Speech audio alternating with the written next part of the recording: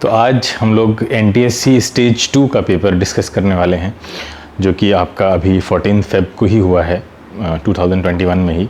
ठीक है, एक्चुअली ये इसका जो स्टेज 1 था वो तो आपका 2019 में हुआ था नवंबर में, और फिर वो कोविड की वजह से डिले हो गया स्टेज 2, अदरवाइज़ वो जून में हो जाता। तो अभी हुआ है वो, तो उस पेपर को हम लोग डिस्कस करने वाले हैं। जैसे कि हमने स्टेज 1 को डिस्कस किया था, अगर आपने वो वीडियो नहीं देखा है तो डिस्क्रिप्शन में लिंक है, पहले उसको देखिए जाकर कि कैसे क्वेश्चंस वहाँ पे पूछे गए हैं। और हमने अभी जो लेटेस्ट स्टेज 1 हुआ था 2020 का दिसंबर में, तो वो उसका यूपी वाला वर्जन हमने डिस्कस किया है। तो अब हम लोग स्टेज 2 डिस्कस करने जा रहे हैं। ठीक है, तो चलिए देखते हैं कि इन क्वेश्चंस को हम कैसे कर सकते थे, कितना लेवल अप होता है स्टेज 1 से स्टेज 2 का। ठीक है, और उसमें भी हम क्वेश्चंस को जल्दी कैसे कर सकते हैं। ठीक है, क्या क्या तरीके हैं जल्दी करने के। ठीक है, चलिए, तो ये एकेडमिक ईयर 2019 और 20 का पेपर है, जो कि हुआ है आपका 2021 में। ठीक है, तो फिजिक्स का पेपर हम लोग कर रहे हैं। जैसे कि अभी हमने बताया आपको, पहला क्वेश्चन पूछा गया था कि figure given below show the velocity time graph for a moving object, identify one which may be realised in practice. ठीक है, प्रैक्टिकली कौन सा पॉसिबल है। तो बहुत बेसिक सा क्वेश्चन है, कहीं ना कहीं अगर आपकी जो 9th की अंडरस्टैंडिंग रहती है ग्राफ्स की, उससे ही इस क्वेश्चन को आप कर सकते हैं। ठीक है, मोशन में जो आप ग्राफ्स पढ़ते हैं, तो देखिए यहाँ पर आपको पता है कि एक टाइम पे एक ही वेलोसिटी पॉसिबल हो सकती है, एक से ज़्यादा नहीं हो सकती। जबकि आप यहाँ पे अगर एक स्ट्रेट लाइन ड्रॉ करते हैं, तो स्ट्रेट लाइन ड्रॉ करेंगे तो आपको दिखेगा कि 2 पॉइंट्स ऐसे हैं जहाँ पे एक ही टाइम पे वेलोसिटी अलग अलग आ रही है। ठीक है, जो कि पॉसिबल नहीं है, तो पहला ऑप्शन गलत हो गया। दूसरे में भी यही सेम केस मिल रहा है। अगर आप यहाँ से देखें, ये देखिए यहाँ पे देखिए कई सारी वेलोसिटीज़ आपको एक ही टाइम पे मिल रही हैं, जो कि ये भी पॉसिबल नहीं है प्रैक्टिकली। थर्ड में भी यही चीज़ है, अगर आप स्ट्रेट लाइन ड्रॉ करते हैं, ठीक है, ये देखिए, तो इस तरह से यहाँ पे देखिए 2 पॉइंट्स तो ऐसे हैं जो एक ही लाइन पे लाई कर रहे हैं, यानी एक ही टाइम पे 2 वेलोसिटीज़ हैं, तो ये भी नहीं हो सकता। तो फिर अल्टीमेटली ऑप्शन कौन सा सही होगा? 4th सही होगा।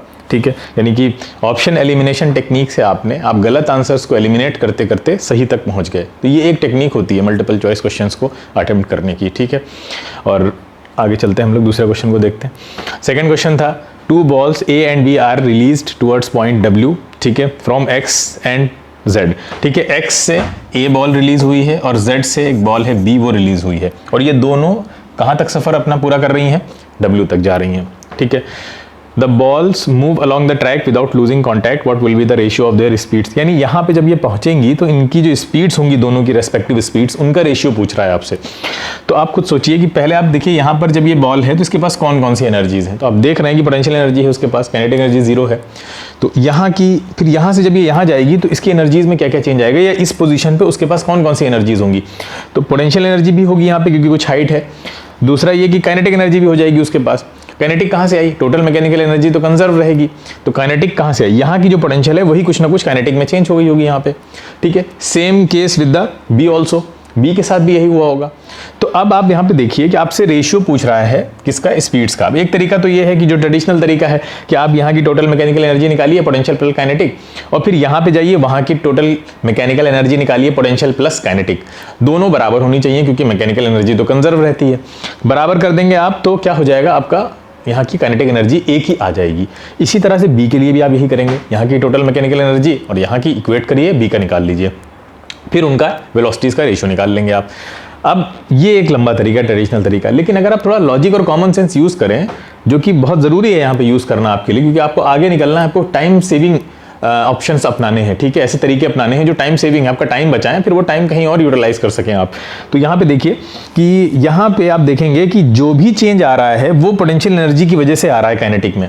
ठीक है, अच्छा, पोटेंशियल एनर्जी में भी 2 चीज़ें हैं, या तो मास है या उसकी हाइट चेंज हो रही है, जी भी सेम रहेगा। तो मास तो चेंज नहीं होगा यहाँ से वहाँ जाने में, क्या चेंज हो रहा है? हाइट चेंज हो रही है। तो देखते हैं ज़रा हाइट क्या चेंज हो रही है। भाई ये लाइन मैं खींच देता हूँ, एक स्ट्रेट लाइन। तो यहाँ से देखिए ये वाली हाइट है, एक ये हाइट चेंज हो रही है वहाँ पे जाकर, और वही हाइट की वजह से उसके पास काइनेटिक एनर्जी आ रही है। काइनेटिक एनर्जी में भी हाफ m जो होता है वो तो नहीं बदलने वाला, वो तो सेम रहेगा। v में जो कुछ यहाँ हाइट में चेंज आ रहा है वो डायरेक्टली रिलेट करेगा v से। ठीक है, वो v में दिखेगा आपको वहाँ पे। तो हाइट कितना चेंज हो रही है? 45 या 27 है, दिख रहा है आपको, ये 18 का चेंज आ रहा है। अच्छा बी में भी देखते हैं हम लोग कि हाइट में कितना चेंज आ रहा है। यहाँ पे देखिए 35 है और ये 27 है, तो हाइट कितनी चेंज हो रही है आपकी 8 मीटर से चेंज हो रही है। तो ये दोनों हाइट्स में जो चेंज आ रहा है यहाँ पे इन दोनों की वेलोसिटी में ए और बी की, अगर इसको हम वी ए मान लें और इसको वी बी मान लें, तो इन दोनों की वेलोसिटी में नजर आएगा आपको वो, ठीक है, क्लियर दिखेगा। इसका मतलब ये डायरेक्टली रिलेट कर रही है, वी ए यानी जो वी ए की वेलोसिटी है उसका जो स्क्वायर है वो डायरेक्टली रिलेट कर रहा है 18 से, यानी उस, और बी का किससे रिलेट कर रहा है 8 से। तो बहुत आसान हो गया। अब यहाँ पे आप लॉजिक कॉमन सेंस लगाइए और दोनों का रेशियो आप इस तरह लिख सकते हैं, V A square divided by V B square is equal to क्या हो जाएगा 18/8। यही इक्वेशन आपकी जब आप टोटल मैकेनिकल एनर्जी वाला ट्रेडिशनल मेथड लगाएंगे तब भी उससे यही आएगा और कुछ भी नहीं आने वाला। लेकिन बस अब थोड़ा सा logic sense, presence of mind use करिए और आप बहुत जल्दी इस इक्वेशन पे पहुंच जाएंगे। वहीं नॉर्मल बच्चे क्या करेंगे, कुछ स्टेप्स लिखेंगे, उसके बाद थोड़ा टाइम बर्बाद करेंगे अपना, उसके बाद यहाँ पे पहुंचेंगे। आपको क्या करना है, आपको अपनी अंडरस्टैंडिंग का यूज करना है। अगर आपने रटा नहीं है चैप्टर, अच्छे से पढ़ा है, समझा है, तो आप यहाँ डायरेक्टली पहुंच सकते हैं। ठीक है, तो डायरेक्टली पहुंचते हैं तो क्या आएगा, 2 4 8 हो जाएगा, ये 2 9 18, ये देखिए 9/4। अभी आपको पता है स्क्वायर उधर से जाएगा तो स्क्वायर रूट हो जाएगा, ये हो जाएगा 9/4 विच इज इक्वल टू 3/2। देखिए कितनी जल्दी आपने आंसर निकाल दिया। अगर ये थिंकिंग आपकी अच्छी है तो आप बहुत जल्दी आंसर निकाल लेंगे। यानी जितना ज़्यादा से ज़्यादा क्वेश्चन को माइंड में सॉल्व कर लेंगे आप, पेन कम से कम चलाना पड़ेगा अगर आपको, उतनी जल्दी क्वेश्चन सॉल्व होगा। पेन ज़्यादा चलाएंगे टाइम वेस्ट होगा आपका। ठीक है, तो कॉमन सेंस और लॉजिक को यूज़ करिए, उससे आपके क्वेश्चन बहुत जल्दी हो जाएंगे। आगे चलते हैं अगले क्वेश्चन पे। थर्ड क्वेश्चन पूछ रहा है, कह रहा है a marble P of mass m lies at rest on the edge of a perfectly horizontal surface of a table of height h as shown in the figure. एक h height पे एक marble रखा है q, ठीक है, फिर कह रहा है तो सॉरी p रखा हुआ है। Q के बारे में क्या कह रहा है, a second identical marble Q, बिल्कुल इसके आइडेंटिकल है Q, वो उसका मास भी सेम है और वो U स्पीड से इस P की तरफ आ रहा है। अब कह रहा है टकराने के बाद, कोलिजन के बाद P की स्पीड बताइए। अब यहाँ पे एक वर्ड यूज कर रहा है, परफेक्टली इलास्टिकली। अब आपको अगर इलास्टिक कोलिजन का कॉन्सेप्ट पता है तो आप फौरन आप चुटकियों में आंसर निकाल देंगे इसका, कि उसमें क्या होता है कि जो ऑब्जेक्ट आ रहा है जिस स्पीड से, टकराने के बाद जिससे वो टकराया है अपनी पूरी स्पीड उसको ट्रांसफर कर देगा। तो ये U से आ रहा है, टकराने के बाद P भी U से आगे जाएगा। तो आप कुछ नहीं करना, आपको आंसर हो गया आपका U, यानी P की स्पीड भी क्या हो जाएगी, U हो जाएगी। तो एक वर्ड था यहाँ पे ट्रिकी, इसको पकड़ लेना था आपको, आप आंसर निकाला था। ठीक है, अदरवाइज क्या हो सकता है, इस क्वेश्चन में भी टाइम लगा देते, जबकि आसान क्वेश्चन है ये। आगे चलते हैं। अगला क्वेश्चन कह रहा है a block floats with its fraction eta E inside the water when immersed in a beaker containing water and kept on earth. देखिए एक बीकर में एक जो है वो एक ब्लॉक है जो फ्लोट कर रहा है, ठीक है, उसका कुछ पार्ट इमर्स्ड होगा, अर्थ पे पूरा सिस्टम रखा हुआ है। अब ये कह रहे हैं आगे, the beaker along with the block is shifted to the surface of the moon. अब इस पूरे सिस्टम को मून पे ले गए उठा के। आगे क्या बोल रहे हैं, if eta M is the fraction of the block now immersed, यानी अब इतना हिस्सा ब्लॉक का अंदर है, ठीक है, जिसका नाम ईटा एम बोल रहे हैं। पहले जो अर्थ पे जितना हिस्सा अंदर था पानी के, उसको वो ईटा ई बोल रहे थे। तो कह रहे हैं विच of the following relations is correct. अब इनमें से कौन सा करेक्ट है, ठीक है।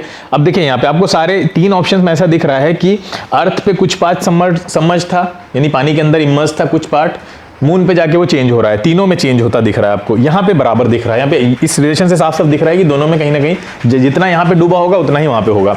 अब आप कॉमन सेंस यहाँ पे भी यूज करिए। आप सब जानते हैं, आपने जो अपथ्रस्ट का या बायंसी का कॉन्सेप्ट पढ़ा है, उसमें क्या है, जो सबमर्ज्ड पार्ट होता है, इमर्ज्ड पार्ट होता है, किसी भी ऑब्जेक्ट का डूबा हुआ हिस्सा जो होता है पानी में, वो किस पे डिपेंड करता है, वो रिलेटिव डेंसिटी पे डिपेंड करता है। जैसे फॉर एग्जांपल किसी ऑब्जेक्ट की रिलेटिव डेंसिटी 0.6 है मान लीजिए, तो इसका मतलब क्या है, इसका 60% हिस्सा पानी के अंदर डूब जाएगा अगर आप पानी में डालेंगे उसको। जैसे आइस की 0.9 होती है, तो इसका मतलब ये आइस का 90% हिस्सा पानी में डूब जाएगा जब आप पानी में डालेंगे उसको।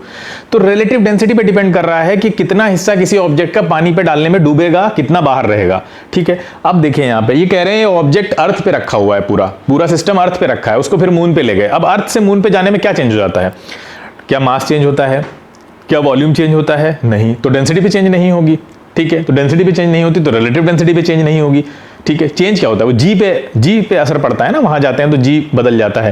तो जी पे तो ये चीजें डिपेंड नहीं कर रही हैं, तो अल्टीमेटली वो चीजें चेंज नहीं हो रही हैं जिन पे सबमर्जेंस किसी भी बॉडी का डिपेंड करता है।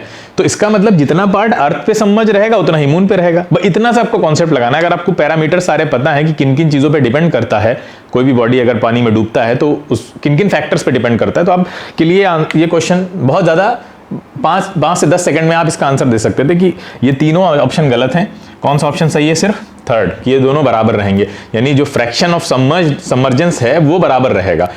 ठीक है, यहां पे भी और मून पे भी। आगे चलते हैं, नेक्स्ट क्वेश्चन है the weight of an object on a planet is 0.25 times of its weight on earth. ठीक है, ये देखिए कुछ इस तरह से दिया हुआ है, प्लैनेट पे जो वेट है वो जी अर्थ पे, अर्थ का कितना है 0.25, 0.25 का मतलब हो गया g/4। अब क्या कह रहे हैं, आप pendulum clock that ticks once every second on earth, एक पेंडुलम क्लॉक है जो हर सेकेंड में एक बार टिक करती है अर्थ पे, उसको प्लैनेट पे ले गए। ठीक है, जिस प्लैनेट की बात हो रही है, जहां पे जो वेट है वो अर्थ का कितना है 1/4 है। On that planet the clock would tick once in every, अब उस प्लैनेट पे क्लॉक हर सेकंड में कितनी बार टिक करेगी, अर्थ पे तो एक बार कर रही है। अब आपको टाइम पीरियड पता होना चाहिए, टाइम पीरियड का रिलेशन क्या होता है, टाइम पीरियड का रिलेशन है आपका t is inversely proportional to root g. ठीक है, t is inversely proportional to root g, यानी पूरी इक्वेशन आपको लिखने की भी जरूरत नहीं है, L/√g। ठीक है, आपको पता है यहाँ पे g से रिलेशन हो रहा है क्योंकि g चेंज हो रहा है, तो आप सिर्फ g वाला फैक्टर लिखिए। अच्छा, आप सब जानते हैं जो इनवर्सली प्रोपोर्शनल का कॉन्सेप्ट होता है, जैसे मान लीजिए t अगर g के इनवर्सली प्रोपोर्शनल होता है, रूट नहीं होता यहाँ पे, तो क्या होता है g जितने फैक्टर से कम हो जाता है t उतने फैक्टर से बढ़ जाता। यही जानते हैं ना, इनवर्सली प्रोपोर्शनल में क्या होता है, अगर g g/4 हो गया है तो इसका मतलब t क्या हो जाएगा 4 टाइम्स हो जाएगा। यहां कोई भी चीज जितने फैक्टर से कम होती है यहां पे उसका रेसिप्रोकल उल्टा हो जाता है बिल्कुल। तो अगर ये रूट नहीं होता तो आप डायरेक्टली बता देते कि जो प्लेनेट है उस पे g का g/4 हो जा रहा है, यानी 4 टाइम से कम हो जा रहा है, तो उसका जो टाइम पीरियड है वो 4 टाइम से बढ़ जाएगा, वहां पे डायरेक्टली बता देते। लेकिन यहां पे ऐसा नहीं है, यहां पे रूट भी लगा हुआ है साथ में। ठीक है, तो अब चेंज बिल्कुल वैसा नहीं होगा कि नीचे अगर कोई चीज 4 से कम हो रही है तो ऊपर डायरेक्टली 4 से 4 टाइम्स हो जाए, नहीं नहीं, उससे पहले आपको नीचे वाली चीज का रूट भी निकालना पड़ेगा। तो बताइए, अगर अब रूट लग गया है नीचे तो इसका मतलब ये चीज आ गई है ना इस तरह से, ऐसे, तो क्या होगा, अब जब ये ऊपर रूट खुल के आएगा तो कहीं ना कहीं ये इनवर्सली प्रोपोर्शनल कुछ इस तरह का कॉन्सेप्ट बन गया आपका। तो अब जो t है वो 4 के फैक्टर से नहीं बढ़ेगा, कितने के फैक्टर से बढ़ेगा, 2 के फैक्टर से बढ़ेगा। इसका क्या मतलब हो गया, टाइम पीरियड डबल हो रहा है, तो कितना आंसर आ जाएगा, टाइम पीरियड डबल हो रहा है यानी 2 सेकंड हो जाएगा। तो अगर आपका ये अच्छा है कॉन्सेप्ट यहाँ पे रेसिप्रोकल वाला लगाने वाला, तो फिर आपको कोई जरूरत नहीं पूरा फॉर्मूला लगाने की, कुछ भी करने की। आपने देख लिया कि यहाँ पे ये रेसिप्रोकल होते हैं दोनों एक दूसरे से, और नीचे रूट में है तो पहले वो रूट को सॉल्व करेंगे और फिर उसके बाद जो वैल्यू आएगी उतने फैक्टर से t इंक्रीज कर जाएगा। ठीक है, तो आंसर हमारा यहाँ क्या हो गया, आंसर हो गया आपका 2 सेकेंड्स। ठीक है, ये थोड़े स्मार्ट मेथड्स हैं जो आपको अप्लाई करने पड़ेंगे, सीखने पड़ेंगे, जिससे आपके क्वेश्चंस बहुत जल्दी हो जाएंगे। ठीक है, आगे चलते हैं। 6th क्वेश्चन है a ball is thrown vertically upwards at a speed u and returns back to the thrower. ठीक है, एक बॉल है जिसको ऊपर फेंका जा रहा है एक u स्पीड से। ठीक है, एक u स्पीड से हम इसको फेंक रहे हैं, मैं दूसरा पेन यूज कर लेता हूँ। u स्पीड से हम इसको फेंक रहे हैं ऊपर, ये देखिए। ठीक है, फिर क्या कह रहे हैं, फिर वो वापस आ रही है थ्रोवर के पास। ठीक है, ये फिर वापस आ रही है। अब there are 2 instants at which the ball has equal kinetic and potential energy. अब 2 कोई ऐसे इंस्टेंट हैं जहां पे बॉल की काइनेटिक एनर्जी और पोटेंशियल एनर्जी बराबर होंगी। The difference between these 2 instants is, अब देखें यहाँ पे जनरल अप्रोच क्या होती है कि काइनेटिक और पोटेंशियल को इक्वल बोल रहा है, तो हम क्या करेंगे, हाफ mv² इक्वल टू क्या है, mgh। सिंपल यही बोल रहा है हमारे पास कि दोनों बराबर होंगी, दोनों को हमने इक्वल रख दिया। अब v की वैल्यू हम कैसे निकालें, v की वैल्यू हम जानते हैं formula, v is equal to u plus gt हो जाएगा यहाँ पे। तो अगर आप माइनस, ऊपर को माइनस ले रहे हैं तो यहाँ क्या हो जाएगा, माइनस ले लीजिए आप, तो u माइनस जी टी हो जाएगा। अच्छा, h की वैल्यू कैसे निकालें, तो h का भी फॉर्मूला हमने पढ़ा है, ut minus half G T square.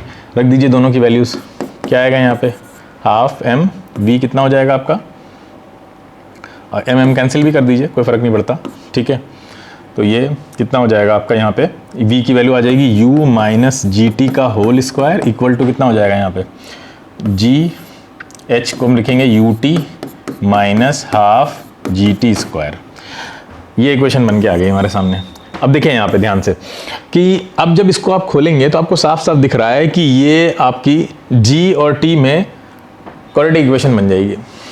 g और t में क्वाड्रेटिक इक्वेशन बनेगी। क्वाड्रेटिक इक्वेशन बनाने के बाद आप सॉल्व करेंगे, कोई सिंपल तरीके से इसके फैक्टर होने नहीं जा रहे हैं, आपको फॉर्मूला लगाना पड़ेगा श्रीधराचार्य वाला, फिर उसके बाद आप इसके फैक्टर निकालेंगे। सोचिए कितना लंबा क्वेश्चन हो गया। ठीक है, फिर आप चलिए सॉल्व कर भी लेते हैं, एंड में आप पहुंच जाते हैं, आपका आंसर आ भी जाता है, लेकिन आप कितना टाइम इसके लिए वेस्ट करेंगे। और नहीं आया मान लीजिए एंड में आंसर, तब तो आप डिमोरलाइज हो जाएंगे, आपके कॉन्फिडेंस की धज्जियां उड़ा देगा ये क्वेश्चन, कि आप सोचेंगे यार अब इतना खतरनाक क्वेश्चन है, आगे जो क्वेश्चन आ रहे हैं उसमें आपका कॉन्फिडेंस हिल जाएगा पूरी तरह से। तो एक गलत अप्रोच, अगर आप इस अप्रोच से इस क्वेश्चन को अपनाने जा रहे हैं, क्या करें, तरीका क्या है, क्या हम छोड़ दें इस क्वेश्चन को? ठीक है, बिल्कुल नहीं छोड़ने की जरूरत है, तरीका गलत है हमारा। क्यों गलत है? क्योंकि हमने लॉजिक कॉमन सेंस नहीं लगाया। हम जो ट्रेडिशनल मेथड से पढ़ते आ रहे थे, हमने क्वेश्चन देखा और बस शुरू कर दिया लगाना, स्टेप बाय स्टेप करना शुरू कर दिया। ये नहीं सोचा कि क्या इसको करने का कोई ट्रिकी, कोई अच्छा, कोई शॉर्ट तरीका भी है, थोड़ा लॉजिक और कॉमन सेंस यूज़ कर लें। हम नहीं किया तो हम इतने बड़े जाल में फंसते चले जाएंगे यहाँ पे। और ये मतलब सिर्फ ये क्वेश्चन नहीं खराब होगा, मान लीजिए आ भी गया तो इसकी वजह से आपके आगे के 3-4 क्वेश्चन जो है वो ये ले डालेगा, वेस्ट हो जाएगा आपका टाइम। ठीक है, तो ये चीज़ कहीं ना कहीं आप ये मान के चलिए कि अगर आपने सही तरीका नहीं अपनाया आपका क्वेश्चन करने का, तो फिर ये क्वेश्चन आपके आगे आने वाले क्वेश्चन को बर्बाद कर देगा और कई बच्चे आपके आगे निकल जाएंगे इसी तरह से। तो इसलिए बहुत ज़रूरी है कि कोई भी क्वेश्चंस को आप देखें तो पहले लॉजिक और कॉमन सेंस को अपने प्रायोरिटी दीजिए। उससे पहले सोचिए कि इस क्वेश्चंस को करने का क्या सही तरीका या शॉर्ट तरीका हो सकता है, जहां मेरा टाइम भी कम खर्च हो, ठीक है, और क्वेश्चन का आंसर भी सही आए। अब देखिए यहाँ पे क्या होगा, यहाँ एक वर्ड बोल रहा था, यही वर्ड जो भी हमने यहाँ पकड़ा और उसको इक्वेट कर दिया। इसी कॉन्सेप्ट को अगर हम सही तरह से अप्लाई करते हैं, इसी लॉजिक को, तो ये सब कुछ नहीं करने की जरूरत थी हमको। जैसे यहाँ पे देखिए आपको हिंट दिया हुआ था यही कि ये कहाँ जा रहा है कि u इनिशियल स्पीड से ऊपर जा रहा है। ठीक है, और उसके बाद एक पॉइंट ऐसा आता है जहाँ पे इसकी काइनेटिक और पोटेंशियल बराबर हो जाती हैं। ठीक है, तो एनर्जी कंजर्वेशन से क्या होगा कि यहाँ पे इनिशियली जब वो नीचे फेंका जा रहा है तो उसके पास कौन सी एनर्जी है, उसके पास सिर्फ काइनेटिक है। u स्पीड से फेंका जा रहा है तो इसका मतलब हाफ mu² उसके पास काइनेटिक एनर्जी है, पोटेंशियल नहीं है। यहाँ पे एक पॉइंट ऐसा आता है जहाँ पे इसकी काइनेटिक और पोटेंशियल बराबर हो जाती हैं। तो काइनेटिक तो पहले भी थी उसके पास, अब पोटेंशियल भी आ गई है, तो पोटेंशियल कहाँ से आई? इसका मतलब यही टोटल मैकेनिकल एनर्जी ही 2 टुकड़ों में डिवाइड हो गई है। यहाँ काइनेटिक और पोटेंशियल आपकी इक्वल है, तो इक्वल कैसे हो गई? यही तो कुछ ना कुछ काइनेटिक में चेंज हुई और यही पोटेंशियल में चेंज हो गई है। ठीक है, काइनेटिक पहले से थी तो ये दोनों बराबर हैं, तो इसका मतलब ये इक्वली डिवाइड हो गई है। इसका मतलब काइनेटिक भी आपके पास यहाँ पे इसका हाफ होगा, हाफ mv² u का स्क्वायर का हाफ, और पोटेंशियल भी आप कितना होगा आपके पास, हाफ mu², है ना। अब काइनेटिक हमें पता चल गई है, तो हम यहां से अब ये पूछ क्या रहा है हमसे पूछ रहा है 2 इंस्टेंट ऐसे होंगे, यहां पे भी ऐसा होगा जब इसकी काइनेटिक और पोटेंशियल इक्वल होगी। मान लेते हैं इस पॉइंट को A और इस पॉइंट को मान लेते हैं B, इसको मान लेते हैं A। ठीक है, ये A पॉइंट है और ये वाला पॉइंट B है। ठीक है, तो A पॉइंट और B के बीच में टाइम इंटरवल पूछ रहा है, A से B के बीच का टाइम इंटरवल पूछ रहा है। टाइम इंटरवल निकालने के लिए हमें क्या चाहिए? अगर हम इक्वेशन ऑफ मोशन देखें तो हमें अगर v = u + at यूज़ करना है तो उसके लिए हमें इनिशियल वेलोसिटी चाहिए, फाइनल वेलोसिटी चाहिए, और क्या चाहिए आपको? और आपको g तो पता ही है, एक्सेलरेशन ड्यू टू ग्रेविटी लग जाएगा। तो अब यहाँ पे हमें u दोनों की इनिशियल और फाइनल चाहिए। अब एक चीज़ सोचिए कि यहाँ पे जिस स्पीड से ये ऊपर जाएगा, ठीक है, नीचे जब आएगा तो भी इसकी v ही होगी। तो अगर हम सिर्फ यहाँ की v निकाल लें तो हम इजीली इसका टाइम इंटरवल पता कर सकते हैं। v कैसे पता करेंगे? v के लिए हमको काइनेटिक एनर्जी पता होनी चाहिए। क्या पता है? बिल्कुल पता है। ये देखिए हमें पता है यहाँ की जो काइनेटिक एनर्जी होगी वो टोटल मैकेनिकल एनर्जी यहाँ पे थी उसका हाफ होगी। तो कितनी होगी? हाफ mu² होगी। इसको इक्वल कर देते हैं, v निकालना है तो यहाँ की काइनेटिक एनर्जी के इक्वल कर देते हैं, मान लेते हैं हाफ mv² है वहाँ की काइनेटिक एनर्जी। ठीक है, अब यहाँ से v कैसे निकलेगा? अब देखिए m कैंसिल हो जाएगा, 2 2 = 4 हो जाएगा। तो देखिए यहाँ पे आपको साफ साफ दिख रहा है v = आ जाएगा आपका u/√2, यानी यहाँ का v आ गया। सेम v यहाँ का भी होगा। अब आप सीधे फॉर्मूला लगाइए, v = u + at। अब यहाँ पे क्या होगा, इस ध्यान रखने वाली बात ये है कि अगर आप ऊपर प्लस ले रहे हैं तो नीचे माइनस ले लीजिए। ठीक है, तो क्या होगा, v यहाँ पे कितना आएगा? ऊपर का अगर आप प्लस ले रहे हैं तो ये आएगा, ठीक है, u/√2। यहाँ अगर आप नीचे माइनस लेंगे तो ये आ जाएगा आपका, ठीक है, u/√2। कोई भी कुछ भी ले सकते हैं आप, कोई फर्क नहीं पड़ेगा उससे। ठीक है, अब यहाँ पे क्या होगा, g आ जाएगा, एक्सेलरेशन की जगह पे t यहाँ आ जाएगा। अब ये इधर आएगा तो आपको दिख रहा है कि हो जाएगा 2 × u/√2 = gt। ठीक है, तो कितना आ रहा है? अब देखिए यहाँ पे क्या कर सकते हैं आप, इस 2 से इस √2 को कैसे कैंसिल करेंगे? इसको आप तोड़ के ऐसे लिख सकते हैं, √2 × √2, ठीक है, ये GT, ठीक है, ये आप यहाँ पे काम कर सकते हैं। तो यहाँ से क्या होगा, एक √2 कैंसिल हो जाएगा, तो T की वैल्यू अल्टीमेटली क्या आ रही है आपके पास, G/√2U, G/√2U, कहाँ, सॉरी, हाँ, √2U/G आएगी, उल्टा लिख गया मैंने, क्या आएगी यहाँ पे, √2U/G। तो यहाँ पे T की वैल्यू आ जाएगी आपकी √2U/G। कौन सा ऑप्शन है सही, थर्ड ऑप्शन आपको दिख रहा है साफ साफ कि थर्ड ऑप्शन बिल्कुल करेक्ट होगा, ठीक है। तो इसको दोबारा देखिएगा, ये बहुत अच्छा तरीका है क्वेश्चन को करने का। अदरवाइज हमने आपको भी पीछे बताया कि आप कैसे उसको गलत कर देते अगर आप उस ट्रेडिशनल मेथड को फॉलो करने लगेंगे। तो आपके लॉजिक और कॉमन सेंस में बहुत ताकत है, उसको यूज़ करना सीखिए, ठीक है। आगे चलते हैं, अगला क्वेश्चन देखिए। अब यहाँ पे भी देखिएगा, the potential energy stored in a spring when compressed by a length x is half kx² and the force required to compress it is kx.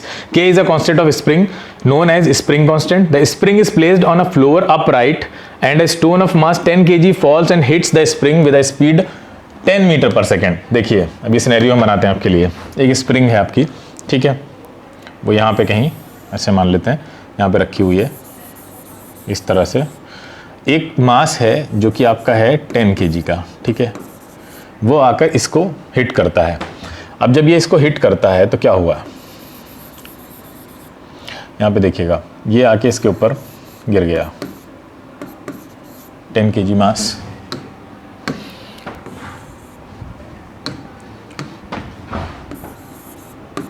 ठीक है। जब ये इसको अगर हिट करता है तो क्या कह रहे हैं, कितनी स्पीड से कर रहा है, 10 मीटर पर सेकेंड की स्पीड है। हो क्या रहा है, the spring is compressed by 5 centimetre. तो स्प्रिंग जो थी, जो स्प्रिंग की मान लीजिए ओरिजिनल लेंथ थी, ये कितनी कंप्रेस हो जाती है आपकी, तो ये जो कंप्रेशन है ये आता है आपका 5 सेंटीमीटर का, काफ़ी छोटा है, ठीक है। पूछ रहा है assuming that there is no loss of energy, what is the value of K की वैल्यू क्या आएगी, वही एनर्जी कंजर्वेशन लगाना है हमको, सिंपल, ठीक है, बहुत आसान तरीका है, उसी से करना है हमको। यहाँ पे इसके पास टोटल कौन कौन सी एनर्जी होंगी, पोटेंशियल होगी प्लस काइनेटिक होगी, ठीक है, हाफ mv² होगी। अब इक्वल टू, जब ये आके यहाँ पे टकराया और इसने इसको नीचे पुश कर दिया, अब इसके पास कौन कौन सी एनर्जी है, अब ये पुश कर दिया तो ये रुक गया वहाँ पे, तो काइनेटिक तो नहीं होने वाली, ठीक है, तो 0 हो जाती है। उसके बाद दूसरी कौन सी एनर्जी होगी, आप सब जानते हैं, वो एक पोटेंशियल एनर्जी होगी जिसको हम लोग क्या बोलते हैं, स्प्रिंग पोटेंशियल एनर्जी। तो यहाँ से जो चेंज आएगा एनर्जी में, काइनेटिक एनर्जी जो इसको मिली थी वो चेंज हो जाएगी पूरी स्प्रिंग पोटेंशियल एनर्जी में, जो कि क्या होती है, हाफ kx²। तो यहाँ पे देखिए ये हो जाएगा mgh plus half mv² equal to कितना हो जाएगा, ये हाफ kx²। सबकी वैल्यू आपको बताएं, रख दीजिए, ठीक है। तो कितना हो जाएगा, m कितना है, 10 है, ठीक है, g को भी 10 ले लेते हैं, और हाइट कितनी है, हाइट यहाँ के रेस्पेक्ट में हमें देखना है, तो यहाँ कितना नीचे आया है, ये 5 सेंटीमीटर आया है, तो 5 सेंटीमीटर को मीटर में कन्वर्ट करेंगे तो हो जाएगा 5/100 प्लस हाफ m, यहाँ पे फिर 10 होगा, और v² कितना हो जाएगा, 10 का स्क्वायर। तो यहाँ हाफ k की वैल्यू हमें निकालनी है, और x कितना है, x वही है, कितना नीचे आया है, तो वही 5 सेंटीमीटर नीचे आया है, तो 5/100 का स्क्वायर हो जाएगा। अब इसको आपको सॉल्व करना है, तो देखिए कैसे करना, जल्दी ये करते हैं। यहाँ हो गया 5 प्लस यहाँ कितना आएगा आपके पास, ये हो गया 5, तो ये हो गया 500 प्लस यहाँ कितना आएगा, तो यहाँ देखिए ये इक्वल टू होगा,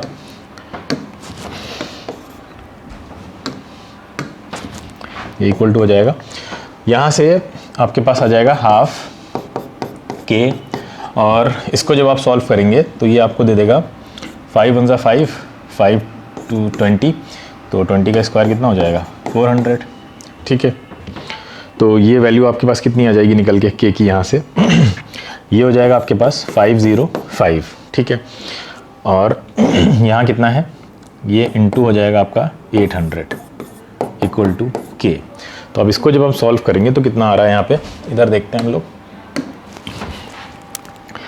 तो 820 हो जाएगा यहाँ पे, तो 8 5 जा कितना होता है, 40, ठीक है, और 8 5 जा 40। तो यहाँ देखिए 4 कौन से ऑप्शन में आ रहा है, मतलब आगे सॉल्व करने की जरूरत ही नहीं है आपको, ना इसमें 4 आ रहा है, ना इसमें, ना इसमें, यही ऑप्शन एक है जो सही हो सकता है। तो इसको आप करके भी देख लीजिएगा, ठीक है। तो 10⁵ आ रहा है, तो अगर आप यहाँ से लेते हैं 1 2 3 4 5, ये देखिए 4.04 × 10⁵ आपका आंसर आ जाएगा। पूरा आंसर निकालने की ज़रूरत नहीं है आपको, फाइनली आंसर लेकर आना है जल्दी। जिस स्टेप पे आपको लगे आपका दिमाग क्लिक कर जाए कि अरे ये ऑप्शन हो ही नहीं सकते, तो फिर आप वहीं रुक जाइए, उसको आगे जाके पूरा सॉल्व करने की ज़रूरत नहीं है। आपका टाइम सेव होना बहुत ज़रूरी है, ताकि आप आगे फिर कोई जो मुश्किल क्वेश्चन होंगे वहाँ यूज़ कर पाएंगे टाइम को, ठीक है। ऐसे ही लोग टाइम बचाते हैं, आप यहाँ वेस्ट कर देंगे उसको, तो फिर वहाँ के लिए आपको टाइम नहीं मिलेगा। जो ईजी क्वेश्चन हैं उनका टाइम आपको बचाकर जो डिफिकल्ट क्वेश्चन आए हैं एग्जाम में उन पर देना होता है, ठीक है। यही तरीका है आपको क्वेश्चन को सही तरह से अटेम्प्ट करने का। आगे चलते हैं, नेक्स्ट क्वेश्चन है, a girl drops a ball from a height h = 20 metre, it strikes the ground elastically and returns to her hand. देखिए बनाते हैं सिनेरियो को। क्या है, एक गर्ल है जो बॉल को ड्रॉप कर रही है, वो नीचे आती है, ठीक है, ग्राउंड को हिट करती है, नीचे आई, ग्राउंड को हिट किया, हिट करने के बाद उसके पास वापस पहुंच गई, ठीक है। यहाँ पे कोई गर्ल है जो इस बॉल को नीचे फेंक रही है। अब ये क्या बोल रहे हैं, an echo of the third of the ball striking the ground is produced from a nearby cliff. यहाँ पे कोई क्लिफ है, ठीक है, इस क्लिफ पे इको जो है वो टकरा कर उसके पास पहुंचती है।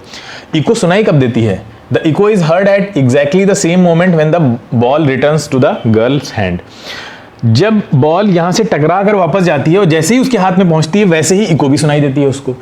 इसका मतलब ये इको प्रोड्यूस कब हुई होगी, जब बॉल नीचे टकराई होगी। बॉल की यहाँ से हाइट कितनी है, 20 है, बॉल यहाँ पे टकराई, इको प्रोड्यूस हुई, इको का साउंड यहाँ से चला, ठीक है, इको का साउंड यहाँ से ऐसे ऐसे ये साउंड यहाँ गया, इससे रिफ्लेक्ट हुआ, रिफ्लेक्ट होके ये साउंड गर्ल तक पहुँचा। ये जो टाइम है वो उतना ही टाइम लग रहा है जितने टाइम में बॉल नीचे से ऊपर जा रही है टकराने के बाद, इको प्रोड्यूस करने के बाद, ठीक है, साउंड प्रोड्यूस करने के बाद, ठीक है। तो पूछ क्या रहे हैं, पूछ रहे हैं आपसे the distance of the Cliff from the girl, यानी ये डिस्टेंस पूछ रहे हैं आपसे, डी, ठीक है, ये भी वही होगी डी। ये डिस्टेंस हमसे पूछी जा रही है। हम कैसे निकालेंगे भाई, डिस्टेंस स्पीड के फॉर्मूले से ही निकाल सकते हैं। उसके लिए हमको क्या क्या पता होना चाहिए, सबसे पहले टाइम पता होना चाहिए कि बॉल को नीचे आना है और फिर ऊपर जाने में टाइम कितना लग रहा है। तो ये तो बड़ा आसान है पता करना आपको, आप फॉर्मूला जानते हैं, दोनों टाइम बराबर होंगे। मान लीजिए T1 है, ये T2 है ऊपर जाने का, तो बराबर होंगे। T1 = T2 = फॉर्मूला क्या होता है आप सब जानते हैं, 2h/g, ठीक है। तो ये क्या आ जाएगा, 2h कितना है आपके पास, 20 है और g 10 है, ये कितना आ गया, 2 सेकंड आ गया।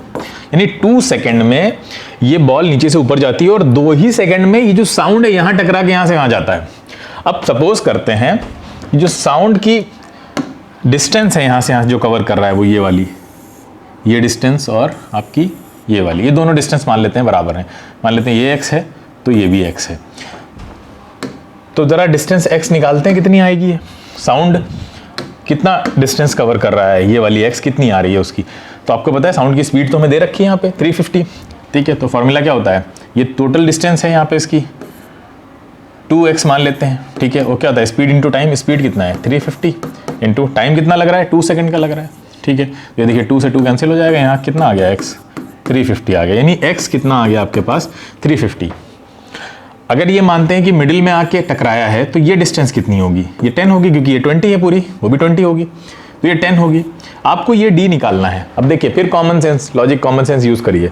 आप जान रहे हैं अगर ये मान लेते हैं राइट एंगल ट्राइंगल है, राइट एंगल ट्राइंगल में आपको देखिए परपेंडिकुलर दिया हुआ है 10, हाइपोटेन्यूज दिया हुआ है 350 मीटर, ठीक है, और ये आपसे बेस पूछ रहे हैं।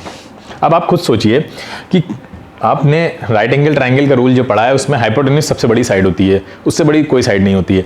अब जो आंसर है यहाँ पे भी दिख रहा है वो 350 से बड़ा तो नहीं आएगा, है ना, 350 से बड़ा तो आंसर नहीं आ सकता। इसका मतलब ये है कि ये देखें यहाँ पे, ये भी आंसर सही नहीं हो सकता, ये तो बहुत बड़ा है, ये 700 है, ये भी बड़ा है, यानी ये तीनों आंसर नहीं हो सकते। आपका आंसर यहाँ पे 350 मीटर आ गया। यानी अगर आप लॉजिक कॉमन सेंस यूज करें तो कितनी जल्दी इसका आंसर आप निकाल सकते हैं सिर्फ इससे, ठीक है, इस फॉर्मूले को, मतलब इस लॉजिक को लगाकर। क्योंकि यहाँ देखिए यहाँ पे ध्यान से कि ये इतनी छोटी साइड है, इतनी छोटी है कि ये जो ट्राइंगल बनेगा कुछ इस तरह का बनेगा आपका, ठीक है। ये भी ये जो हाइपोटेन्यूज है ना वो ऑलमोस्ट बेस के आपके पैरेलल हो जाएगा, ये कुछ इस तरह का बनेगा। और भी इसको कम कर लीजिए आप, यानी ये 10 इतना छोटा है इस 350 में, यानी जो बेस आएगा ना वो 350 के अराउंड ही होगा, बिल्कुल बहुत पास होगा, उससे थोड़ा सा कम होगा 350 से। तो 350 से कम ही होना है, 350 से कम कोई ऑप्शन, इतने पुअर ऑप्शन दिए हुए हैं कि आप आराम से यहीं से आप आंसर निकाला आपका, आपने लॉजिक लगाया और निकाल लेंगे। कुछ बच्चे होंगे जो इससे पहले भी निकाल सकते हैं, जो थोड़ा सा और ज़्यादा डेप्थ थिंकिंग रखते होंगे, सोच लेंगे कि हाँ ये क्या होगा, कितनी नेग्लिजिबल आपका जो ये परपेंडिकुलर वाली जो लाइन है ये कितनी नेग्लिजिबल होगी, ठीक है, इसके कंपैरिजन में। तो ये दोनों ऑलमोस्ट पैरेलल हो जाएंगे, ऑलमोस्ट बराबर हो जाएंगे एक दूसरे के। तो आंसर जो है वो 350 के अराउंड ही होना चाहिए और कोई ऑप्शन 350 के आसपास नहीं है, ठीक है। आगे चलते हैं। ये देखिए क्वेश्चन कितना आसान है। कह रहा है the 4 graphs between 1/u and 1/v are given for spherical mirrors, which one of them suitably represents a convex mirror as per the new Cartesian sign convention। ठीक है, देखिए u और v के बारे में आपने साइन कन्वेंशन पढ़ा है। स्फेरिकल मिरर्स में क्या होता है, स्फेरिकल मिरर में वो भी कॉन्वेक्स बोल रहा है, तो कॉन्वेक्स आपका कैसा बनेगा, कुछ इस तरह का बनेगा, ये देखिए, ठीक है। कॉन्वेक्स में क्या होता है, u तो हमेशा लेफ्ट साइड पे होगा, तो u कैसा होता है आप जानते हैं, नेगेटिव होगा हमेशा। v इसमें राइट साइड बनता है, ठीक है, तो v राइट साइड बनता है इसमें, तो v कैसा होगा, इसमें पॉजिटिव होगा। तो सोचिए u नेगेटिव है तो 1/u भी नेगेटिव होगा, ठीक है, और v पॉजिटिव है तो 1/v भी क्या होगा, पॉजिटिव होगा। अब इसमें कौन सा ग्राफ है जिसमें u पॉजिटिव, u नेगेटिव है और v पॉजिटिव है।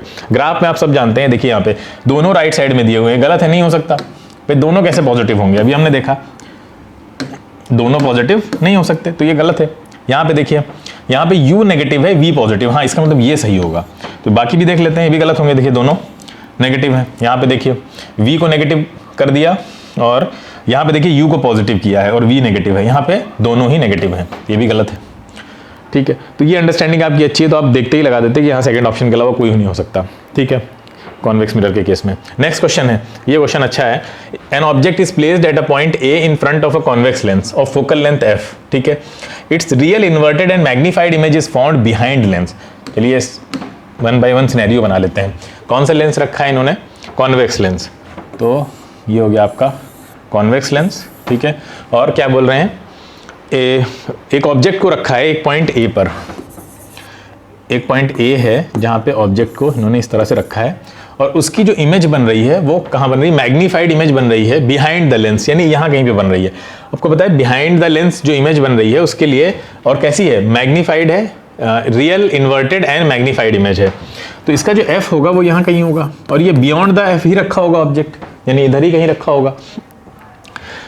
फिर क्या बोल रहे हैं, when the object is brought closer to the lens. अब दूसरा सिनेरियो है, पहला सिनेरियो हमने ये बना लिया, ठीक है, और ये कितना होगा, ये फोकल लेंथ होगी जिसको हम f लिखते हैं, स्मॉल f। दूसरे सिनेरियो में कह रहे हैं when the object is brought closer to the lens and placed at a point b a virtual and erect image but exactly the same magnification, यानी जितना मैग्निफिकेशन इसका मिल रहा है, इधर जो इमेज बन रही है इसकी रियल एंड इन्वर्टेड, उतने ही मैग्निफिकेशन की इमेज आपको मिल रही है। कब, जब आप बहुत करीब ले आते हैं इसको, जो ऑब्जेक्ट यहाँ पे रखा है वो बहुत करीब ले आते हैं और वर्चुअल बन रही है। आप सब जानते हैं वर्चुअल इमेज कब बनती है भाई, वर्चुअल का केस क्या होता है, देखिए यहाँ ध्यान से, ये आपका f हो गया, ठीक है, और ये ऑप्टिकल सेंटर हो गया। वर्चुअल कब बनती है, f तक तो इन्फिनिटी पे चली जाएगी, रियल बनेगी, f और o के बीच में ही वर्चुअल बनती है। इसका मतलब अगला जो ऑब्जेक्ट का जो b पोजीशन बता रहे हैं वो f और b के बीच, f और o के बीच में ही कहीं होगी, ठीक है। ये तो आपकी फोकल लेंथ रहेगी। तो दो सिनेरियो आपके सामने हैं, कह रहे हैं इन दोनों केसेस में जो इमेजेस बन रही हैं उनका मैग्निफिकेशन सेम है, यानी हाइट और साइज सब कुछ सेम है। फिर क्या पूछ रहे हैं, let f be the focus of the length in front of it, which of the following relations is correct. अब मैग्निफिकेशन सेम है, मैग्निफिकेशन का फॉर्मूला क्या होता है, मैग्निफिकेशन का फॉर्मूला यहाँ पे किस में चाहिए होगा हमको, v/u वाले की बात नहीं कर रहे हैं हम, v की तो यहाँ बात ही नहीं हो रही है, ठीक है, v दिया भी नहीं है, यहाँ f की बात हो रही है और ऑब्जेक्ट की बात हो रही है। तो उसके टर्म में क्या होता है, उसके टर्म में होता है f/f + u, आप सबने पढ़ा हुआ है, ठीक है, यहाँ पे f u का साइन रखा जाएगा। अब दो केसेस में दो अलग अलग u बन रहे हैं, f तो सेम होगा, तो दो अलग अलग u बन रहे हैं, तो दो, पहला हम u1 निकाल लेते हैं। u1 कितना होगा, यहाँ पे देखिए पहला u, पहला f + af, ये होगा ना, f प्लस ये वाली डिस्टेंस, भाई टोटल ये होगा ना u1, तो इसमें क्या आ रहा है, ये f आ रहा है और प्लस af आ रहा है, और साइन के साथ लगाएंगे क्योंकि लेफ्ट साइड में है तो नेगेटिव होगा। u2 कितना होगा, u2 यहाँ पे देख लेते हैं, ठीक है, u2 की जो डिस्टेंस है वो ये वाली होगी u2, ठीक है, तो ये u2 होगा। u2 कितना होगा, अब यहाँ पे f बड़ा है, आपको साफ साफ दिख रहा है, और उसमें से माइनस करना पड़ेगा आपको ये fb, ठीक है, तो ये fb आप उसमें से माइनस कर दीजिए, यहाँ माइनस साइन रहेगा। अब ये दो केसेस यहाँ पे बन रहे हैं तो दोनों को बराबर कर देते हैं। दो कौन कौन से बनेंगे, f/f + u1 इक्वल हो जाएगा f/f + u2 के, ठीक है। तो यहाँ पे क्या मिलने वाला है आपको, f तो कैंसिल हो जाएगा आपका, 1/f यहाँ पे रहने देते हैं, और u1 की वैल्यू क्या है, minus f + a f equal to, यहाँ पे क्या होगा 1 अपॉन, ये देखिए एफ तो एफ ही रहेगा, यू टू फिर माइनस हो जाएगा, यू टू कितना निकाला हमने, ये देखिए माइनस एफ बी। क्लियर है? अब आप यहीं से देख सकते हैं ये एफ कैंसिल हो जाएंगे, ठीक है, और नेगेटिव साइन भी कैंसिल हो जाएगा। तो फाइनली मिलेगा क्या हमें, f plus a f equal to f minus f b. ये एफ कैंसिल हो गया, ठीक है। तो ये क्या आ रहा है आपके पास, A F is equal to F B आ रहा है। साइन को आप अवॉइड कर सकते हैं, इग्नोर कर सकते हैं, ठीक है, क्योंकि साइन से हमें मतलब नहीं है यहाँ पे। तो कौन सा पहला ऑप्शन ही सही हो गया, a F is equal to F b. तो इस तरह से आप आसानी से आंसर इसका निकाल सकते थे अगर आपको ये कुछ बेसिक चीज़ें पता थी। मैग्नीफिकेशन का फॉर्मूला पता है, 2 केस बना लीजिए U1 U2 और सॉल्व हो जाएगा, ठीक है। तो आगे चलते हैं। 11th क्वेश्चन है, Netra who is a back bencher, पीछे बैठती है, discovers one day in the class that she is unable to discern the details on the black board very well. यानी ब्लैक बोर्ड पे जो कुछ टीचर लिख रहा है वो उसको सही से समझ में नहीं आ रहा, दिख नहीं रहा है, ठीक है।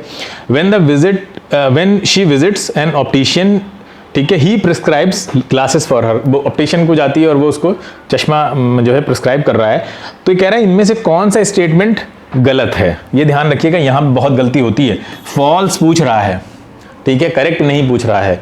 तो ये देख लेना चाहिए कि हमसे पूछ क्या रहा है। तो अब फॉल्स ढूंढना है। पहला पूछ रहा है, पहला ऑप्शन कह रहा है कि she suffers from myopia where the far point is nearer than the black board. देखिए आप, बिल्कुल सही बात है, उसको दूर की चीजें नहीं दिख रही हैं। दूर की चीजें जब नहीं दिखती हैं तो कौन सा डिफेक्ट होता है, मायोपिया होता है। मायोपिया में फिर आपका जो फार पॉइंट है वो इन्फिनिटी से शिफ्ट हो चुका होता है। और यहाँ पे अगर आपको ब्लैक बोर्ड की चीजें नहीं दिख रही, इसका मतलब आपका फार पॉइंट उससे भी पास आ चुका है, ठीक है। तो पहला ऑप्शन बिल्कुल सही है। दूसरा है, a concave lens with a suitable power can help correct her vision.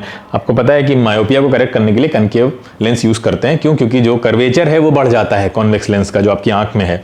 तो उस कर्वेचर को बढ़ने की वजह से उसकी कन्वर्जिंग पावर बढ़ जाती है, तो वो रेटिना से आगे ही कन्वर्ज कर देता है रेस को। तो आपको एक डाइवर्जिंग लेंस यूज करना पड़ता है ताकि वो पहले रेज उसके ऊपर आए और वो उसको क्या कर दे, थोड़ा सा डाइवर्ज कर दे। फिर वो डाइवर्जिंग रेस जब आपके कन्वेक्स लेंस पे पड़ती हैं तो वो फिर रेटिना पे फोकस कर देता है उनको। तो बिल्कुल सही है, कनकेव लेंस यूज करेंगे।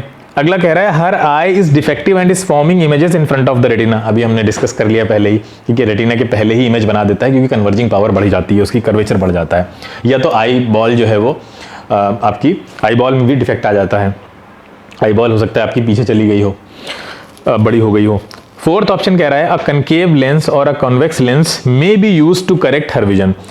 अब दोनों कह रहा है, या तो कन्वेक्स भी यूज कर सकते हैं, कनकेव भी, तो गलत है। तो आपको साफ साफ दिख रहा है, फिर आपको क्या कनकेव यूज करना है, ठीक है, कॉन्वेक्स यूज नहीं कर सकते। तो यही ऑप्शन गलत है और यही आंसर हमारा होना चाहिए था।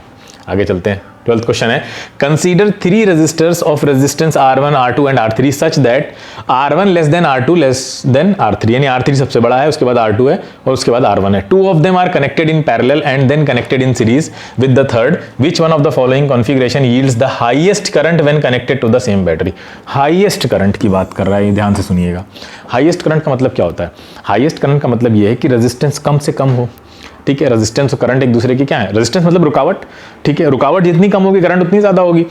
तो रेजिस्टेंस कम कब होती है? सीरीज और पैरेलल, 2 कॉम्बिनेशन आपने पढ़े हैं, ठीक है। आप सब जानते हैं सीरीज में क्या होता है। सीरीज में जो रेजिस्टेंस है वो कैसे ऐड होती है? डायरेक्टली ऐड हो जाती है, ठीक है। यहाँ देखिए ऐसे इस तरह से, ये मान लीजिए सीरीज में लगी हुई है, ठीक है। R1, R2, R3, मान लीजिए 3, 4, 5 है।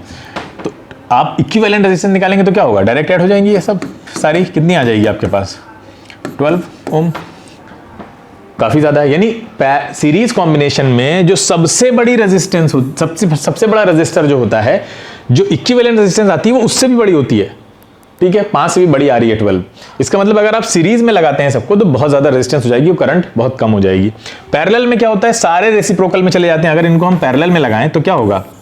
सारे ही क्या चले जाएंगे? रेसिप्रोकल में चले जाएंगे। कौन कौन से? ये 3 आपका 1/3 और ये 1/4 और ये 1/5। अब इनको सबको अगर आप ऐड करेंगे तो क्या होगा? इसकी वैल्यू आपको साफ साफ दिख रहा है कि सबसे छोटे रेजिस्टर से भी कम आएगी, यानी 3 से भी कम आएगी ये। तो अगर आप चाहते हैं ज्यादा करंट हो तो आप चाहेंगे कि ज्यादा से ज्यादा रेजिस्टर्स पैरेलल में लगाए जाएं, और खासकर बड़े वाले जिनका मैग्नीट्यूड ज्यादा है उनको पैरेलल में लगाएं, ठीक है। अब यहां ऑप्शन में आपको दे रखा है कि आपको कितने लगाने हैं। 2 को पैरेलल में लगा सकते हैं आप, तीसरा तो आपको सीरीज में लगाना ही पड़ेगा, ठीक है। तो अब आप क्या चाहेंगे कि जो बड़े रेजिस्टर्स हैं उनको हम पैरेलल में लगाएं और जो सबसे छोटा है वो सीरीज में रहे, ताकि ओवरऑल जो इक्विवेलेंट रेजिस्टेंस आए ना वो कम आए, ठीक है। तो कैसे आप मिनिमाइज कर सकते हैं, देखिए कुछ इस तरह का फिगर बन के आएगा यहाँ पे, ठीक है। 2 को आपने किस में लगा दिया, पैरेलल में, और तीसरे को सीरीज में लगा दिया। तो अब बड़े वालों को पैरेलल में लगाएंगे आप, तो R3 पैरेलल में लगाएंगे और किसको, R2, ये दोनों बड़े हैं, और बचा कौन सबसे छोटा, R1। तो ऐसी सिचुएशन में क्या होगा कि सबसे कम रेजिस्टेंस आपको मिलेगी, ठीक है। एज अ रिजल्ट आपकी जो करंट है वो मैक्सिमम हो जाएगी। तो देखिए कौन से ऑप्शन में R3 और R2 को पैरेलल में रखा गया है, R3 और R2, ये देखिए थर्ड ऑप्शन है। थर्ड ऑप्शन में कह रहा है R2 and R3 in parallel with R1 in series, यही ऑप्शन होगा। इसमें भी आप लॉजिक लगाइए जो आपने कंसेप्ट पढ़ा है, ठीक है, पैरेलल और सीरीज कॉम्बिनेशन का। 13th क्वेश्चन देखिए क्या कह रहा है, figure shows 3 electrical appliances connected to a 220 volt as main, what is the amperage, यानी करंट रेटिंग क्या होगी फ्यूज की जो इसमें यूज करें हम। अब आपको पता है फ्यूज कैसा यूज करते हैं आप, जितनी मैक्सिमम करंट जा रही है उसमें, उससे बड़ा ही ज्यादा रेटिंग का फ्यूज यूज करेंगे आप। अदरवाइज तो अगर उतना ही यूज कर लेंगे, उससे कम यूज कर लेंगे, तब तो अप्लायंस आपके चलेंगे ही नहीं कई सारे। तो यहाँ पे सबसे पहले हमको पता करने पड़ेगा इस सर्किट में टोटल करंट मैक्सिमम जा कितनी रही है, ताकि फिर हम ये आइडिया लगाएं कि उससे बड़ा बड़ा फ्यूज यूज करेंगे हम। तो कितनी जा रही है वो कैसे निकालेंगे, देखो एक तरीका तो ये है जो आप ट्रेडिशनल तरीका है, तो आप R निकालें, सबका अलग अलग रेजिस्टेंस निकालें, ठीक है, V²/P वाले फॉर्मूले से, और उसके बाद इक्विवेलेंट रेजिस्टेंस निकालें, उसके बाद करंट निकालें आप सबकी। उससे शॉर्टकट तरीका क्या है, शॉर्टकट ये है कि आपने एक फॉर्मूला पढ़ा होगा, ठीक है, P = VI वाला, ठीक है। तो I क्या हो जाएगा, P/V। इस फॉर्मूले से आप करंट सबकी निकाल सकते हैं अलग अलग। देखिए यहाँ पे देखिए, ये P दिया हुआ है आपको, ये V दिया हुआ है, डिवाइड करिए दोनों को। अगर दोनों को डिवाइड करेंगे तो देखिए कितना आएगा, इसकी वैल्यू कितनी आ रही है आपके पास 5, तो 5 से थोड़ी सी ज़्यादा ही ज़्यादा आएगी, ठीक है। तो ये कितना आ रहा है 5, 5 2 10, 5 2 10, 11। देखिए 5 पे करने पर 1100 आ रहा है, इसका मतलब 5 से ज़्यादा होगी। यहाँ की जो वैल्यू होगी वो 5 पॉइंट समथिंग आएगी। इस वाले हीटर की, हीटर को जो करंट चाहिए होगी वो 5 एम्पियर से ज़्यादा की चाहिए होगी। यहाँ पे देखिए वैल्यू कितनी आएगी, ये भी काफ़ी कम वैल्यू आएगी। यहाँ की देखिए वैल्यू 70/220, ठीक है। इसको आप डिवाइड कर लीजिए, इसकी वैल्यू 1 से भी छोटी आएगी, ठीक है। तो यहाँ पे भी कुछ 0 पॉइंट समथिंग वैल्यू आएगी, ठीक है। यहाँ पे देखिए कितना निकालते हैं, यहाँ पे मान लीजिए हाफ आएगी, हाफ एम्पियर की करंट चाहिए होगी। अब आप सबको देख लीजिए, कंबाइंड कर लीजिए, यानी 6 एम्पियर के अराउंड या 6 एम्पियर से थोड़ा सा ज़्यादा करंट चाहिए होगी, 6 से 7 के बीच में चाहिए होगी, अराउंड अप्रॉक्स हम लोग मान लेते हैं। इसका मतलब जो फ्यूज़ होगा वो 6 एम्पियर से बड़ा का होना चाहिए, उससे छोटा लगाएंगे तो करंट जाएगी ही नहीं अंदर, बहुत सारे अप्लायंसेस चलेंगे नहीं, फ्यूज़ हो जाए, उड़ जाएगा वो, क्लियर है। तो फ्यूज़ का काम ही होता है उड़ना। तो क्या होगा यहाँ पे कि 1 एम्पियर नहीं लगा सकते, 2 एम्पियर फौरन उड़ जाएगा, 5 एम्पियर नहीं लगा सकते, 5 से ज़्यादा की करंट चाहिए हमको। अब बचा कौन सा ऑप्शन, देखिए 10 एम्पियर का। तो कुछ नहीं करने की ज़रूरत है, यहाँ पे भी आप आराम से ऑप्शन एलिमिनेशन यूज़ करिए, logic and common sense use करिए और बहुत जल्दी आंसर निकालिए। अदरवाइज हमने आपको बताया भी रेजिस्टेंस निकालिए और सबका, उसके बाद प्रॉपर तरीके से, जो प्रॉपर तरीका है लगाने का, ट्रेडिशनल वे है, वो वही है, इक्विवेलेंट रेजिस्टेंस निकालिए, उसके बाद फिर करंट निकालिए। उसमें आपका 1-2 मिनट आराम से चला जाएगा, चाहे जितना तेज़ आप करें। ऐसे करेंगे तो आपका विदिन 20 सेकेंड्स आपका आंसर आ जाएगा, ठीक है। तो ये तरीके सीखना बहुत ज़रूरी है। आगे चलते हैं, अगला क्वेश्चन है, a positive charged plate and a negatively charged plate are kept parallel to each other. चलिए रख देते हैं, एक पॉजिटिवली चार्ज प्लेट है, ठीक है, और एक आपकी नेगेटिवली चार्ज प्लेट है, ठीक है। इनको पैरेलल रख दिया गया एक दूसरे के। फिर क्या कह रहे हैं, डिस्टेंस भी दे दी है उनकी 10 centimetre. An electron is release near the negative plate, negative plates, अब यहाँ पे पता है आपको इलेक्ट्रिक फील्ड जनरेट होगी, इधर से इधर जाएगी, ठीक है, इलेक्ट्रिक फील्ड की डायरेक्शन होगी। इलेक्ट्रॉन यहाँ से इधर की तरफ निकला, ठीक है, इलेक्ट्रॉन इलेक्ट्रिक फील्ड की अपोजिट डायरेक्शन में चलेगा। तो looking from the negative plate towards the positive plate the magnetic field, अब मैग्नेटिक फील्ड की बात कर रहे हैं। देखिए सबसे पहले अगर इलेक्ट्रॉन इधर चल रहा है तो करंट ऑब्वियस सी बात है इधर चलेगी, करंट इधर होगी। आप मैग्नेटिक फील्ड का आपने जो कॉन्सेप्ट पढ़ा है बेसिक सा, उसमें राइट हैंड थंब रूल क्या बताता है हमको कि जो थंब है उसकी डायरेक्शन को, अगर थंब को अगर हम करंट की डायरेक्शन में रखें और जो कर्ल हो रही हैं हमारी फिंगर्स, वो जो डायरेक्शन दिखा रही होंगी वो मैग्नेटिक फील्ड की डायरेक्शन होगी। तो यहाँ पे देखिए करंट इधर है, हमारी जो फिंगर्स हैं वो ऐसे कर्ल हो रही हैं ना, ऐसे जा रही हैं, ऐसे जा रही हैं। यहाँ देखिए ध्यान से, हमारी जो फिंगर्स हैं वो ऐसे जा रही हैं। तो ये कैसी डायरेक्शन होती है, अगर हम इसको सर्किल में बनाएं, देखिए ये कुछ ऐसी है, ये कैसी है, ये आपको दिख रहा होगा, क्लॉकवाइज है, ठीक है, क्लॉकवाइज जा रहा है ऐसे ऐसे। तो ये पूछ क्या रहे थे हमसे कि looking from the negative plate, ये कह रहे हैं हम तो पॉजिटिव प्लेट की तरफ से देख रहे हैं ना अभी, ठीक है। तो अगर हम नेगेटिव प्लेट की तरफ से देखेंगे तो अब ऑब्वियस सी बात है, अगर आप इधर से देखेंगे तो क्या हो जाएगा, करंट की डायरेक्शन को तो आप ऐसे ही लेंगे ना, करंट की डायरेक्शन तो नहीं बदल देंगे, ऐसे कर देंगे आप, करंट तो इधर ही है तो ऐसे ही रखेंगे। अब जब फिंगर्स को कर्ल करेंगे तो आप फिंगर बाहर की तरफ आ रही हैं, बाहर मतलब ऐसे आ रही हैं, ऐसे, ठीक है, तो ऐसे आ रही हैं, तो अब जो बनेगी वो ऐसे बनेगी, ये देखिए, ये देखिए, तो ये क्या है, ये कौन सी डायरेक्शन है, ऐसी डायरेक्शन कौन सी है, इसका अपोजिट हो गया, एंटी क्लॉकवाइज, ठीक है, तो ये डायरेक्शन आपकी हो जाएगी ACW यानी एंटी क्लॉकवाइज। बहुत आसान क्वेश्चन था, इधर से आपने निकाल लिया तो उसका तो अपोजिट होना ही था उधर, तो ये एंटी क्लॉकवाइज था, ठीक है। तो ये आपके, हाँ, ये आपके 14 क्वेश्चन इस बार काफ़ी क्वेश्चन आए फिजिक्स में। तो आपने देखा इन क्वेश्चंस को हम लॉजिक और कॉमन सेंस को यूज़ करके कैसे जल्दी यूज़ कर सकते हैं। जो सबसे बड़ी लर्निंग आपको इस सोल्यूशन से मिली है वो ये है कि हमारे लॉजिक और कॉमन सेंस में बहुत पावर है। नियरली सारे ही क्वेश्चन हमने लॉजिक एंड कॉमन सेंस से यूज़ किए हैं, ठीक है, किए हैं, उससे सॉल्व किए हैं। तो अगर आप ये कैसे कर सकते हैं, क्या कोई मार्केट में टैबलेट आती है जो हम खरीद के खा लें और हमारा लॉजिक और कॉमन सेंस यूज़ होने लगे? नहीं, ये हैबिट से होता है। आप अभी जो भी चैप्टर पढ़ते हैं और उसके क्वेश्चंस को जिस अप्रोच के साथ अटेम्प्ट करते हैं, सेम वही अप्रोच आपकी एग्जाम में भी आ जाती है, ठीक है। वहां पे आप चेंज नहीं कर सकते, ओवरनाइट आप कोई चीजें चेंज नहीं करें, और एडवाइजेबल भी होता है कि चेंज नहीं करना चाहिए हमको। जो हमने हैबिट डाली हम उसी हैबिट के साथ एग्जाम में जाते हैं।